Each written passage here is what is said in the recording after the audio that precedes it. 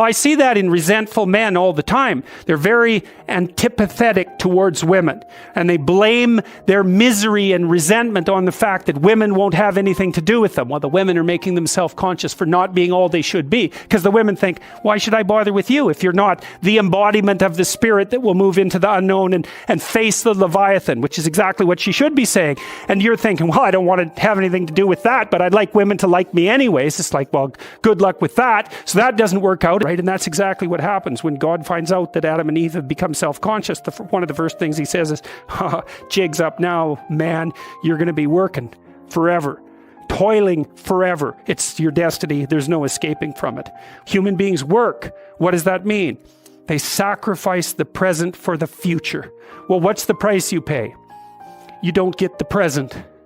That's a big price, right? Because what you do is, what you're doing essentially is you're taking all the potential suffering of the future and putting it into the present all the time. Well, so what happens? Well, maybe you live longer and you live healthier, but you're not without the burden that puts on you. There's very little difference between self-consciousness and shame. In fact, if you do psychometric analysis of the state of self-consciousness, it loads with neuroticism. So it loads with anxiety and emotional pain. So to become self-conscious, what does it mean to become self-conscious? It means you become aware. One way of thinking about it is you become aware of your vulnerability, or another is that you become aware of your insufficiency. Okay, so let's say that you're standing up in front of a crowd talking, and you become self-conscious. What happens? Well, first of all, you can't talk anymore.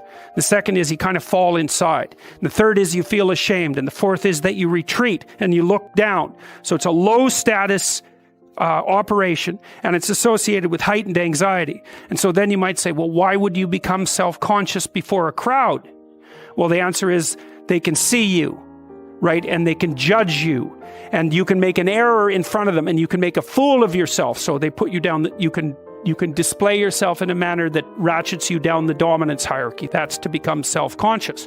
And so, well, at least you have the advantage of being covered up in front of the crowd. But let's say all of a sudden you're stripped of your clothes.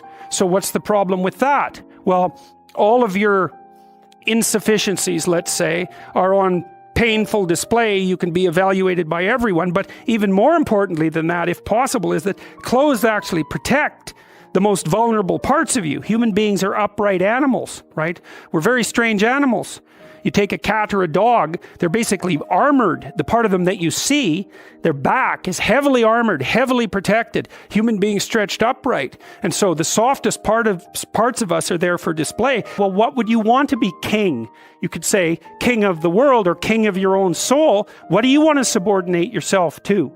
How about your heroic willingness to encounter the unknown and articulate it and share that with people? There's no nobler vision than that. And I don't see that it's merely arbitrary. And it's not merely arbitrary too, because if you do that, to the degree that you do that, assuming your society isn't entirely corrupt, you will be successful. It will actually aid you practically. You'll rise up above men. You'll be selected by women. You'll be admirable. You'll be valued. And you know that because if you look at the people that you admire and value, again, unless you've taken a detour into dark places and are possessed with admiration for people who are working for malevolent purposes and for destruction, you just have to watch the people that you admire and try to figure out what's common across them and draw your own conclusions. And you can ask yourself too, when you're torturing yourself with your conscience because you're not doing what you should be and you know it, what is it that you're torturing yourself in relationship to? You have a vision of your own ideal, and you torment yourself if you're not matching it. What's the ideal? Well, you don't know, right? It's kind of incoherent and poorly articulated, but that doesn't mean it isn't trying to manifest itself and make itself known to you. Who's more self-conscious, women or men? And the answer to that is women are more self-conscious than men. And even further, you might say that women taught men to be self-conscious, and I believe that to be the case. Maybe babies taught women to be self-conscious, but women taught men to be self-conscious, and they still teach them that all the time. Because there's nothing that makes a man more self-conscious than to be rejected by a woman that he desires. So the woman is always offering self-consciousness to men, and it isn't necessarily a gift that they exactly appreciate. And that motif, of course, runs through the Adam and Eve story centrally, because Eve is damned forever in some sense for making Adam self-conscious. Well, he didn't want to be self-conscious. Things were pretty good when his eyes were closed and he was wandering around not worrying about whether he was naked or not. Well, the women became self-conscious. Why? Because of snakes. Well, maybe, right? Maybe that's exactly what happened, you know? So imagine we're being preyed upon for millions of years by predatory reptiles, right? And we become more and more alert to threat and more alert to threat. And then one day we get so alert to threat that we can see threat lurking in the future. And then all of a sudden we become aware of the future, and then we become aware of death, and then we're really self-conscious. But it's pretty good if you want to keep the snakes down, which we've been doing quite successfully ever since then. But it's a big price to pay. We got so damn sensitive to threat that we were finally able to conceive the ultimate threat, not proximal threats, but the fact of threat itself, and the fact of mortality itself, and the fact of finitude itself. And maybe women learn that because they become painfully aware of the mortal limitations of their infants first, right? This small thing could die, could end, and certainly as an object of predation. And the problem again for men with being allied with women and infants is that it also heightens their self-consciousness, because you're a lot tougher and more indomitable, say, if there's just you. But as soon as you have a wife, say, and then you also have an infant, well, all the burden of their self-consciousness and their vulnerability is placed upon you. Well, it's a hell of a bargain. Well, why did men accept the bargain? Well, it's partly because women stood in front of them offering them fruit, right? Well, part of the price that the men paid for that was to wake the hell up. Well, who the hell wants that? It's a lot more calming to remain asleep with no knowledge of the sort of burden of mortality that you would bear if you became self-conscious. So fine. So now they're done with it. The snake and the fruit woke them up, and they can see, and the scales drop from their eyes. And so we can really see. Well, so what does that mean? Half our brain is devoted to visual processing. So as long as our eyes got better, our brain got bigger and bigger and bigger and bigger. What happens when it gets big enough?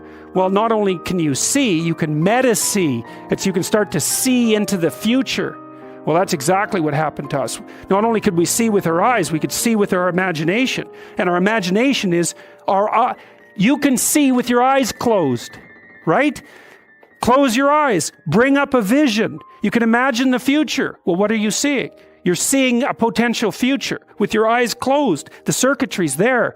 Once it's developed, you can use it to imagine. You can project your vision into places that don't even exist, and you can start to conceptualize the future.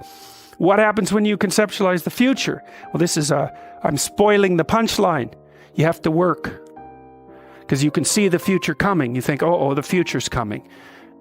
It isn't just the present anymore. I don't have to just worry about whether or not I'm hungry right now. I'm going to have to worry about whether I'm hungry tomorrow and next week and next month and next year, and for me and for my wife and for my child and for the community. It's like you can forget about your day-to-day existence in paradise at that point.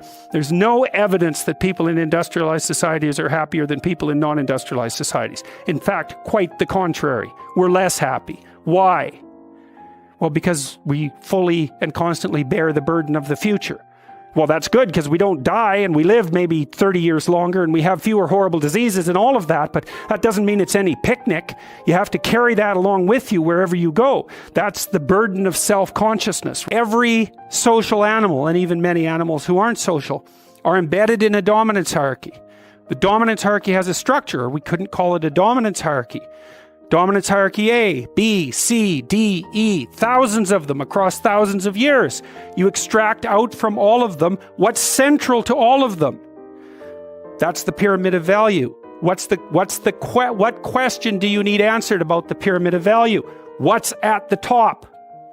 Because that's the ideal. That's the eye at the top of the pyramid, or the golden Buddha in the lotus. It's the same thing. It's the same thing as the crucifix, paradoxically enough. And it has to do with something like the voluntary acceptance and therefore transcendence of suffering. It's something like that. These are not arbitrary ideas. They're deeply, that's my case anyways, they're deeply, deeply, deeply rooted in biology and culture. They're as deeply rooted in biology as the dominance hierarchy is rooted in biology. And we already know the answer to that. The dominance hierarchy has been around for 350 million years. It's a long time. You don't get to just brush that off and say, well, morality is some sort of second order cognitive problem. It's like, no, it's not. I mean, I can tell you something about its instantiation in your nervous system. You have a counter at the bottom of your brain that keeps track of where you are in terms of your status. And it bloody well regulates the sensitivity of your emotions. So if you're at the bottom of the hierarchy, barely clinging on to the world, everything overwhelms you. And that's because you're damn near dead. And so everything should overwhelm you. You've got no extra resources. Any more threat, you're sunk. So you become extremely sensitive to negative emotion and maybe also impulsive so that you grab while the grabbing's good. And if you're nearer the top in the dominance hierarchy and your counter tells you that, then your serotonin levels go up, you're less sensitive to negative emotion, you're less impulsive, you live longer, like everything works in your favor. Your immune system functions better and you're oriented at least to some degree towards the medium and long-term future. And you can afford that because all hell isn't breaking loose around you all the time. And so then the question is there a way of being that increases the probability that you're going to move up dominance hierarchies? Well, that doesn't seem to be a particularly provocative proposition, unless you think that it's completely arbitrary and random, and that you can think that if you want, but I don't think there's any evidence for that whatsoever. I mean, we certainly have, even for sexual selection, we impose criteria. They're not random and arbitrary.